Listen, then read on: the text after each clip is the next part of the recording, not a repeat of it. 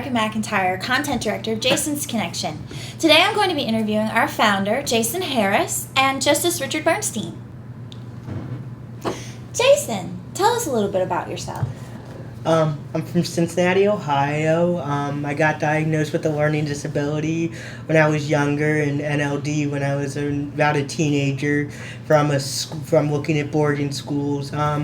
I enjoy history and traveling and doing a lot of other things. I come from an upper middle class family, which, I think sometimes monetary is a big thing in disabilities, but I think also it's a big thing about the family I came from is they gave me a lot of room to be who I was, and sort of, just because things weren't always easy, they sort of let me try to figure out things myself, and I think that's one of the most important things is, especially with the disability, the ingenuity sometimes gets kicked out of you, so having a family that sort of lets you figure out how can I cope to sort of situations was a really, really big situation. So I think that's a big part of who I am as a background and who I am today. Okay. Justice Bernstein, Same question. Tell us a little bit about yourself. Well, I have to tell you, the thing I'm excited about is I'm a very close friend of Jason Harris, and I am just absolutely delighted to be here and be a part of Jason's Connection and to really support the work that Jason is doing in terms of changing perceptions and changing the way people see the disabled. So that's why this is such a wonderful program, and the reason I enjoy traveling with Jason so much, and we travel all across the country and the world actually, talking about integration and the role of integration, what it means, what it represents, and the overall difference it can make. And that's why I think this program and this initiative is so exciting, and that's why I'm just delighted to be helping to facilitate with Jason in connecting with as many people as possible, because at the end of the day, it's all about connection. Right. So, speaking to that, how did you two become friends? How did you meet, and how did you become friends? Well, you actually met my father first through Real Abilities in New York, and then you came a couple years ago after to Cincinnati Real Abilities, and we kind of hit it off and just talking, and we met like in 2013 at a restaurant. Indeed. Yeah. I think what's nice about this is that it really is the kind of coming together of two disabilities. You have Jason's disability and you have my disability, which is blindness. And I think what's nice is that often is the case if you can try to have a way to kind of merge the disabilities. So the reason that we enjoy doing these presentations is that blindness is a very easy disability for people to understand. If you close your eyes, you can immediately empathize and relate to someone who doesn't have vision. Right. Jason's disability is a little bit more complicated. Being on the autism spectrum, it takes a little bit more energy and compassion for people to try to empathize and understand the challenges that he has. And I think what excites me about this tour that we're involved with and we're engaged with, which again is a global tour, what makes it so exciting is the fact that people have the opportunity to learn about two disabilities at the same time. They can learn about the physical disability, which is the blindness, which again is the easier disability to understand and empathize with. But the real goal of this is that we want people to have a greater empathy and understanding for autism and for what we call the hidden disabilities. And that's why our tour is critical, because we allow for folks to hear from two different perspectives, two different understandings. But our goal is I really want people to have a better understanding and appreciation for disabilities like Jason, which is what we call the hidden disabilities. Yeah, and I think they get to see the similarities between our disabilities and also the differences that sort of come up between that. I know one of the first times you met me, you knew I had a disability going in, but you didn't. I remember you asking me, what is your disability? Because you're pretty perceptive about things, but it was hard to pick up. And I know you knew of autism, but you didn't know that people I don't know if you knew if people on the spectrum were like me necessarily. Actually, I have to be candid. When I first met Jason, I was not aware he had a disability. So I had no knowledge or awareness. It was only after his father had mentioned something to me that I was able to then become more attuned to it. And that's why this is such a great tour, because you really want to have the ability for people to understand the distinction between the physical and the cognitive, see how they're different, but yet also see how they're the same. But most importantly is we want to make sure that people have the same empathy and compassion for the hidden disabilities that they do for the physical disabilities and the more noticeable ones like mine. Right. So Jason, what are your invisible disabilities and how do they affect your life? And more important, I think, how do they affect how people interact with you? I have a nonverbal learning disorder, which is on the autism spectrum. Many people don't know that as an invisible disability because there's a lot around that. I also have a couple learning disabilities. I'm not great at math. I have dysgraphia, which means I have trouble with the fine motor movements in my hand. So I don't write very well, or my shoes aren't usually tied tight enough. I think, I have social anxiety, so sometimes I'm nervous around people. I think it affects me because, it's very, there's a lot of things that, like Richard and with like anybody with a disability, I have to adapt to sort of situations. I think sometimes it's hard for people to understand, oh, well, he's doing this because he's trying to adapt to having trouble with this, so this is how he's trying to coincide for that. I think sometimes it's hard for people to understand what it is that's going on with you. Right. I think that, there tends to be a very set structure of sometimes how people want things done, and sometimes you don't fit into that. And it's not, especially when you're younger, it's hard to explain why you're trying to do something the way you're going to try to do it to make it the best for you. And people see that sometimes as you being disruptional or not wanting to do something rather than like anybody trying to find adaptations. And so, Justice Bernstein, you mentioned, your disability, your blindness. How does that affect your life? I mean, how I'm sorry, I don't know this, but how long have you been blind? Were you born blind? So I was born blind. You were born blind. So this has been the life that I've always known. Right. But yet you still accomplished so much. So. Well, I think at the end of the day is that, we all have our certain stories. And I think that's the blessing of, Jason and I working together is we all have life experiences. And our life experiences define who we are, and they make us who we are. And I think our goal is to try to share that story with as many people. And what we're trying to do in terms of our tour across the globe is to really highlight that everyone has a story, everyone has a perspective, everyone has an understanding of life that shapes who they are. So for me, my blindness gave me a sense of purpose, gave a sense of passion, gave a sense of mission. And like I always believe, an easy life does not always correspond to a good one. Exactly. And a lot of times if you have challenge and hardship and difficulty, I think that can drive you forward, and it gives you the thrust and the purpose and the mission to really live your life with a focus. And I have to say, I think people like myself and Jason, because of our situations, have a really great gift that we have been given by our Creator, which is the gift of perspective and understanding and ultimately empathy. Absolutely. So, shifting gears a little bit, it's the 25th anniversary of the Americans with Disabilities Act this summer. And we've been asking everyone we've had in the office in the last month about the ADA.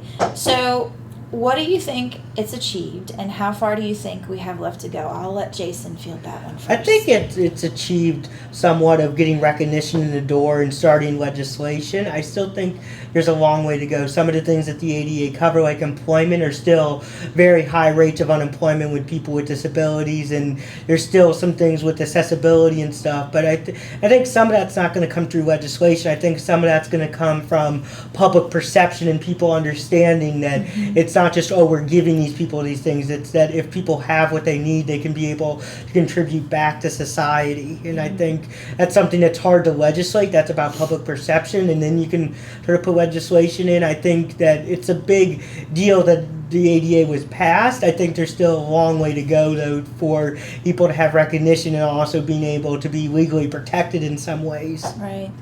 And you, Justice Bernstein, your thoughts? Well, I think that when you look at it is that I think what's exciting about doing a program like this is that you come to realize with the ADA something quite extraordinary is that, look, 50 years ago, people like myself and Jason would have been institutionalized. that was just the way that the world was, and that was the understanding and perspective that people had. So literally, probably 50 to 70 years ago, you would not have seen us. You wouldn't have heard of us. You wouldn't have known who we are. We wouldn't have been present. We would not have been a part of the community. The idea would have been that we would have been out of sight, out of mind. I think what is extraordinary about Jason's connection and about the work of the foundation and about the things that are happening is that people with disabilities are now front and center, that now people are focused on inclusion. People are focused on the idea that we should have jobs, we should go to school, that we should be given opportunities, that we should ride buses and fly in airplanes. Yes. That, the idea is that there is a wonderful movement for inclusion. And the idea is that through inclusion, we're actually pushing things forward in a wonderful way. But I think what we have to do on our 25th anniversary of such an incredible piece of legislation is we do have to recognize how far we have to go, and there's no question that there is work to be done, and that work will always continue. But we still have to take this moment and take this time to pause and celebrate what's been accomplished, celebrate what's been achieved, celebrate what's been done, and celebrate just how far we've actually come.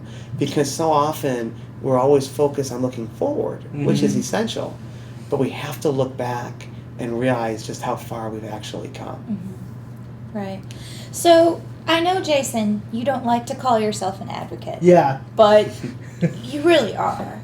And so my question for both of you, but again, I'll let Jason field it first, is, what do you hope to see the advocacy that you do accomplish? What do you hope the world looks like in 5 years or 10 years for people with invisible disabilities or visible disabilities? I mean, I hope it's a place where, hopefully people are more accepting of people.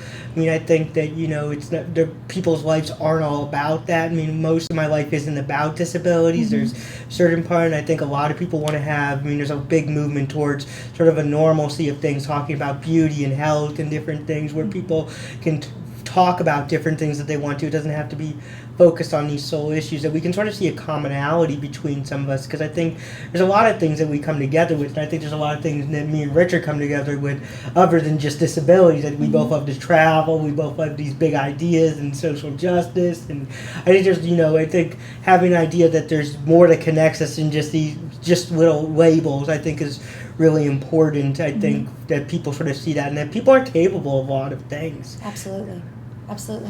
Justice Bernstein? Well, same question. What was the question? Where do you hope to see the advocacy that you do? How do you want that to change the world? And what do you hope the world looks like, in 5 years or 10 years or 1 year for people with both visible and invisible disabilities?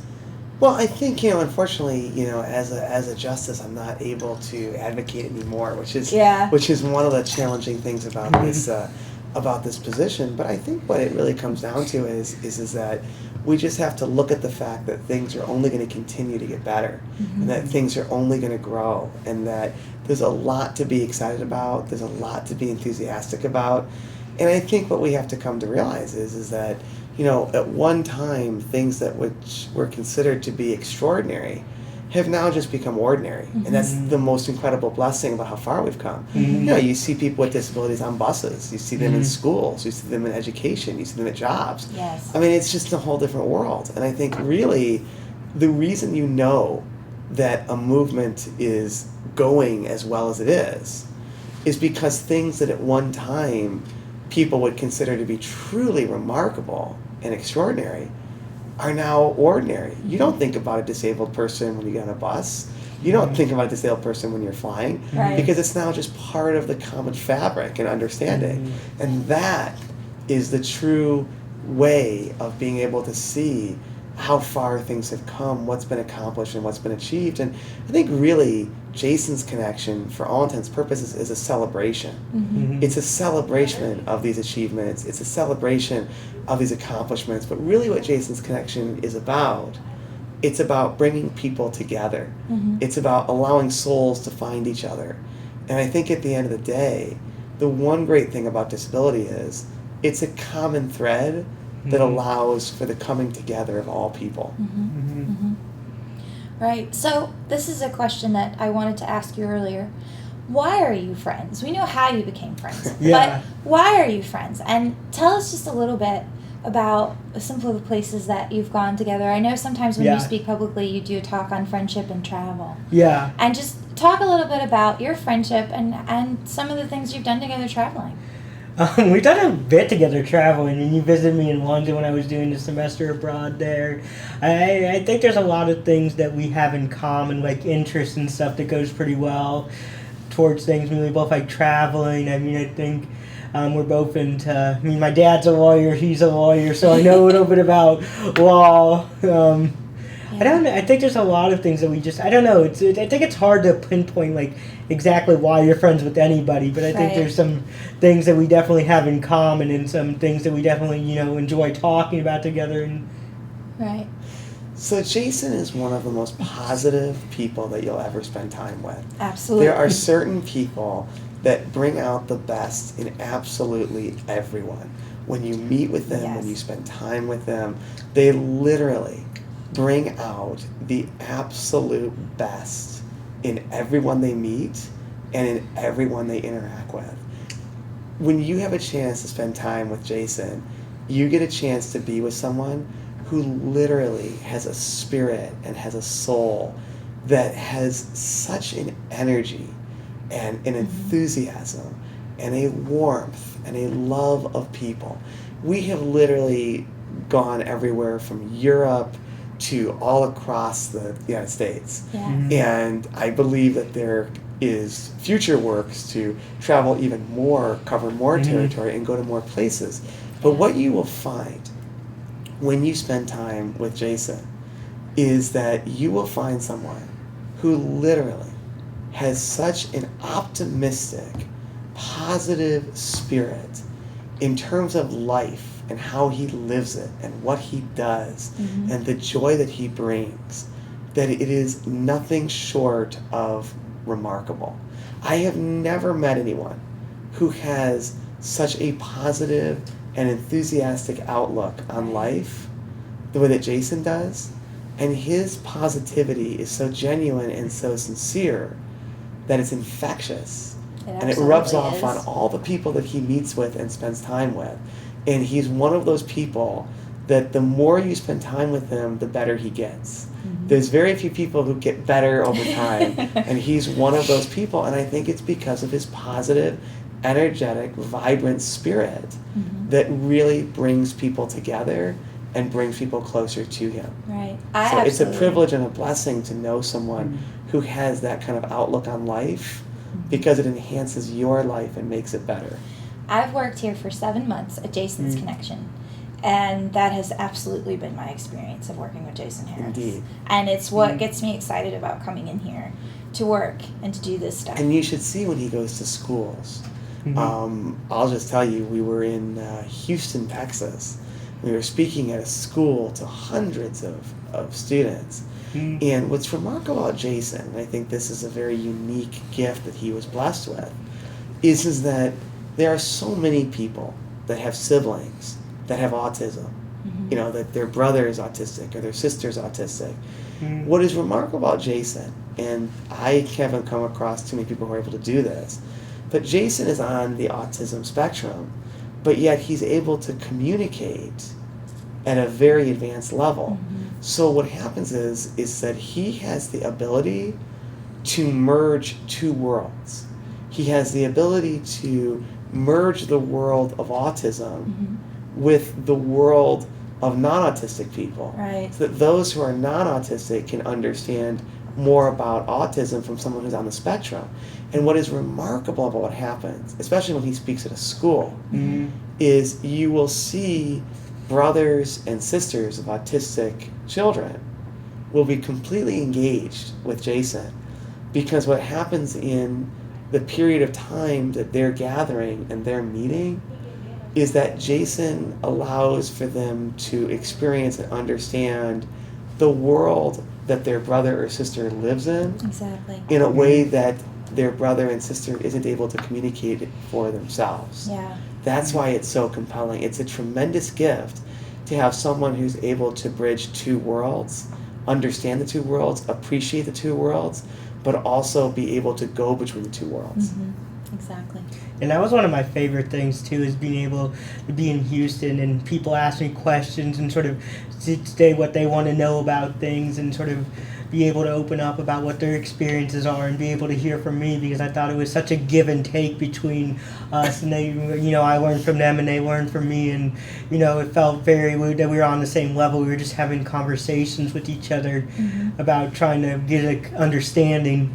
What's the favorite question you get asked when you speak? I don't know. I don't think I like every question. There's so many good questions. People, I just love that people ask questions, that they're not scared to. I think there's sometimes, especially when you get older, there's a thing to be. They're scared, and you want to be appropriate. But when somebody's saying you can ask me anything, it's when you get that silence, it's like, no, go ahead, it's okay. I'm not gonna bite. People are a little too polite for their own good sometimes.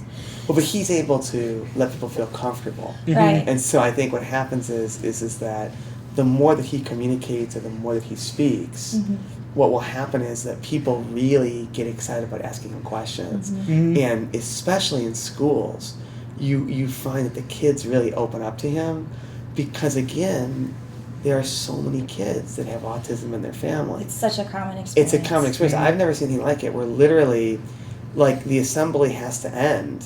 And the students really are upset by the fact that they don't have more time to ask him questions or have a conversation. In every school that we've been to, they will basically say that they want to double the time of the assembly because they didn't realize the level of connection that was going to come of it and the intense level of discourse that was going to develop, especially between Jason and the students. And that's why we make a good team, because with the physical disability, you get them started with that because it's an easier concept for people to understand and relate to, because if you close your eyes, you understand blindness. It's relatively straightforward.